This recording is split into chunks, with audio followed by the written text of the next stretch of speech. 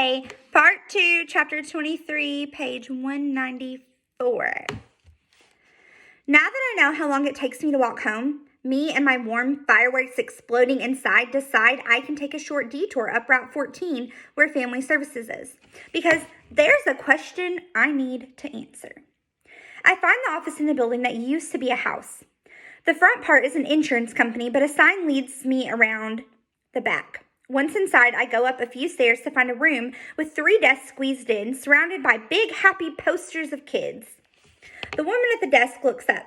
Hi, how can I help you? Hi, I just wanted to make sure that my family is all up to date, with the forms we need to file for electricity help.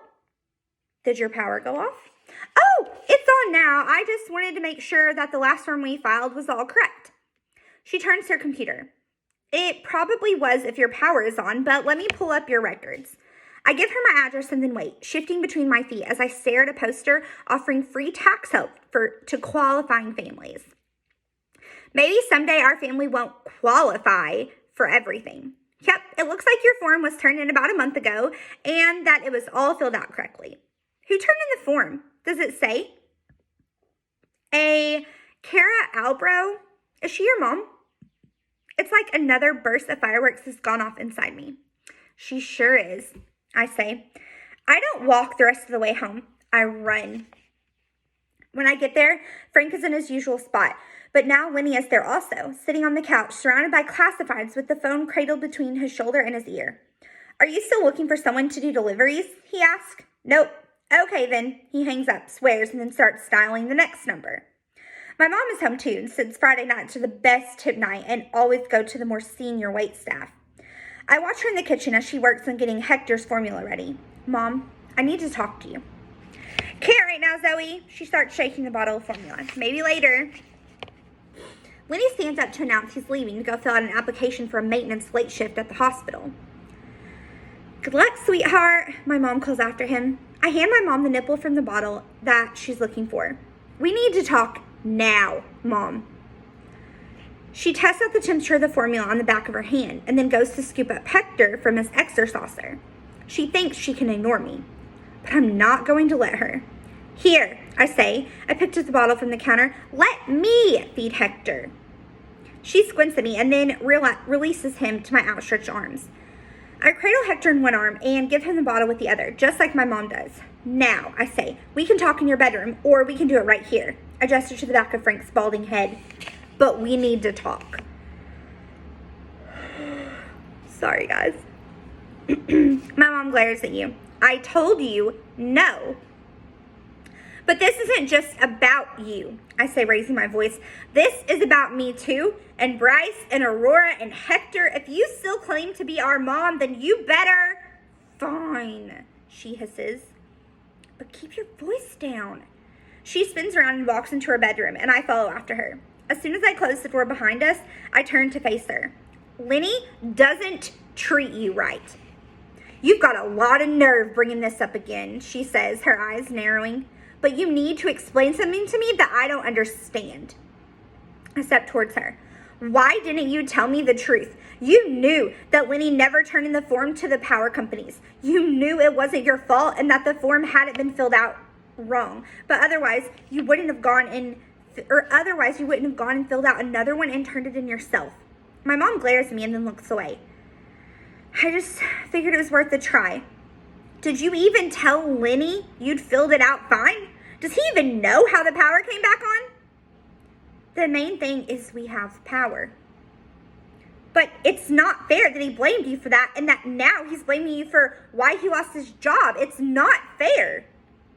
She shakes her head. I should have been paying attention to the gas gauge. I was so focused on getting the ground beef. I thought that it was going to fix things, but it just screwed things up more. This is where I need to come up with my rebuttal, but not by discrediting my opponent. I need to do the opposite. Mom, you didn't. My job is to take care of you, she says without looking up, and I am doing the best I can to make this work. This is our shot at a good life, with a stable place to live that has heat and electricity and a kitchen with enough to eat. But Lenny isn't He's just upset about losing his job. It'll be better once he gets back on his feet. And look, he's filling out a job application right now. He's doing the right things. The right things. Mom, he made it sound like you were the reason he lost his job. That's ridiculous. But it's like she doesn't even hear me. I shouldn't have cried. That always makes things worse. I just need to make sure I'm thinking through things first so I don't screw up like I did with the gas tank, and make sure that I'm thinking clearly in the grocery store and do a better job of... Suddenly, I see my old mom, the waitressing mom, thinking, planning out every detail, except that this time the customer she's waiting on is sending back pizza after pizza and blaming her for every time.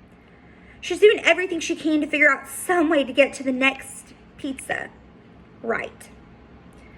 And if you're just watching from the other side of the room, all you would see is one incompetent waitress. When it's really the customer that's the problem. Mom, we can't live with him anymore. You can't be serious. We can find someplace. We did before, right? With 4 kids now and no security deposits saved up and no car of our own. And don't forget, I wouldn't even have my job if it wasn't for Lenny. Restaurants don't hire waitresses who are missing teeth. So, just because he bought you a new set of teeth, he owns you now? She looks away, and I realize that's what my mom really thinks. Yes, he does.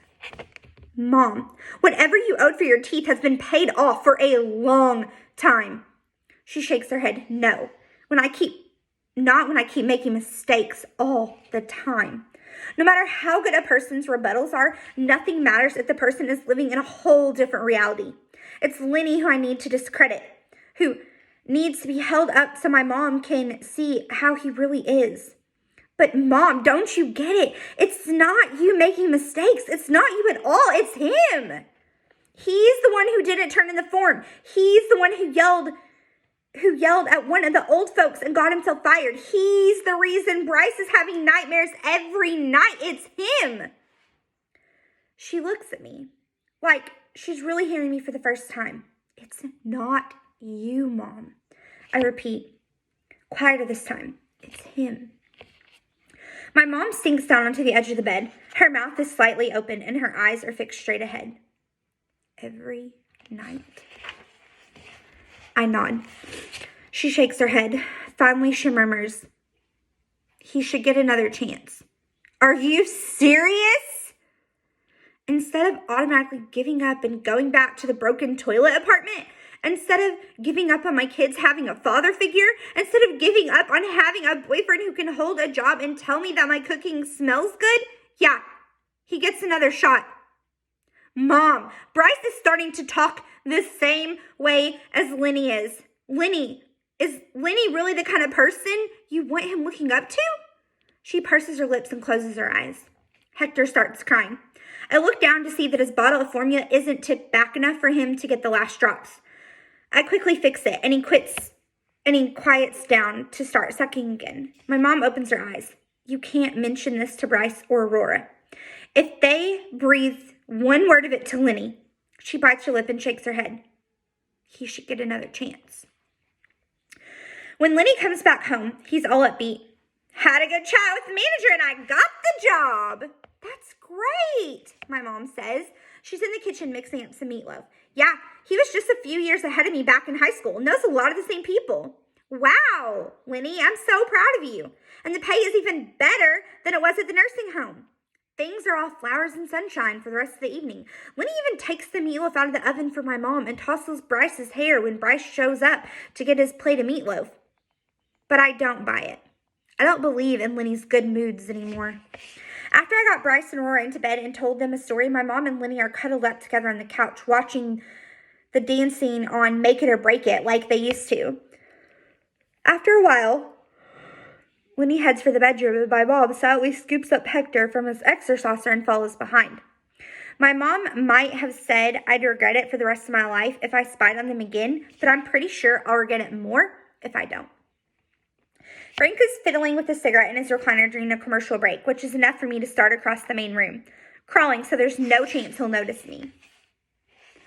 With my octopus eyes in position, I look into their bedroom. My mom is changing Hector's diaper while a still upbeat Lenny is pacing around, twirling a sock in his hand.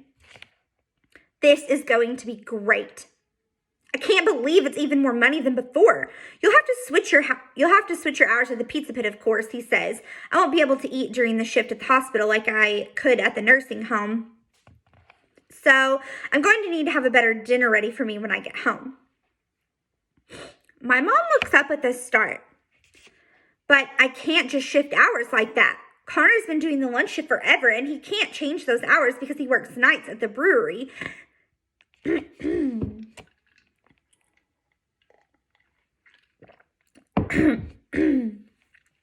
Sorry, guys.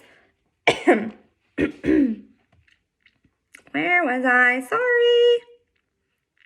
The brewery. And Ricky won't let me switch things anyway. If I say I can't work nights, then he'll say I don't need to come back. Lenny plops down on the bed, lifts up one of his feet, and starts cleaning between his toes.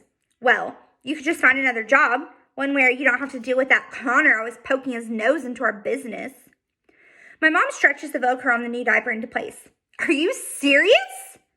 Look, I'm not the one getting all worked up here. When he said, you just need to go with the flow a little. I mean, it's just a job. It's my job.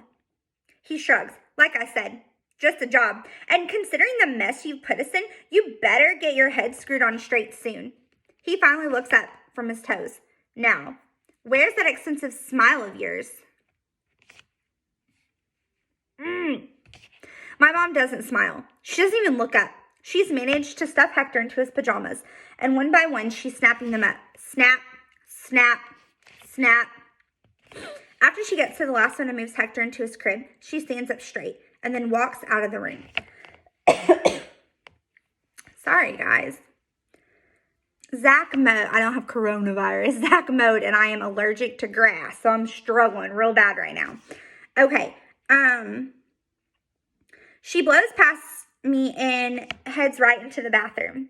I scramble off to the washing machine and knock on the door. Mom, I whisper, it's me. Without waiting for an answer, I slip inside the door and shut it behind me.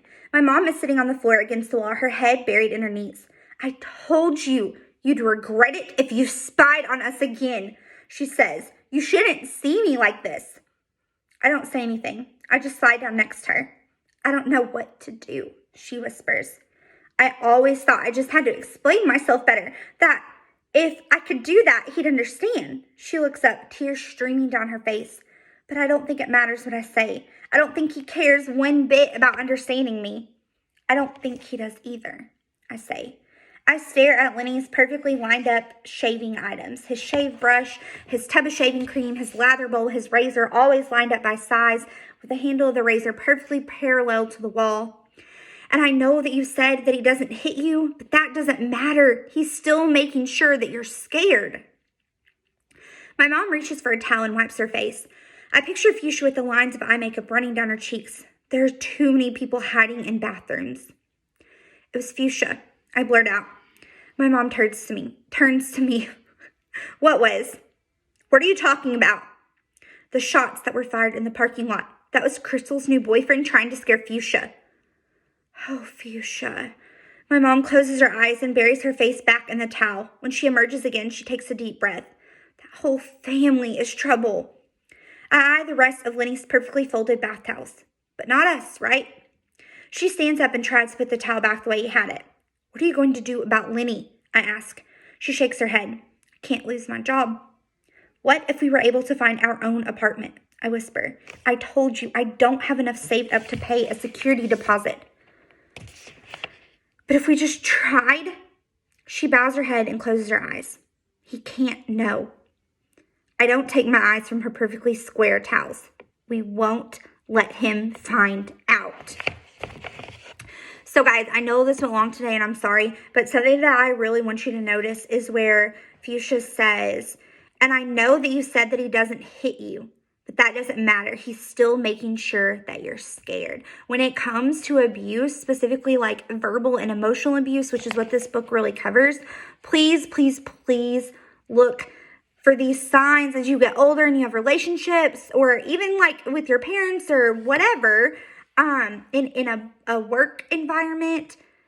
Abuse does not mean that somebody hits you or kicks you or punches you or throws something at you. Abuse is very much, if somebody is making you scared, if they are yelling at you, if they are belittling you to the point that you are scared of them, you are scared to be around them, they are like a bully to you, that is abuse. Abuse, however you want to say it. Okay, so we will start up again on page 206 on day 26. Bye.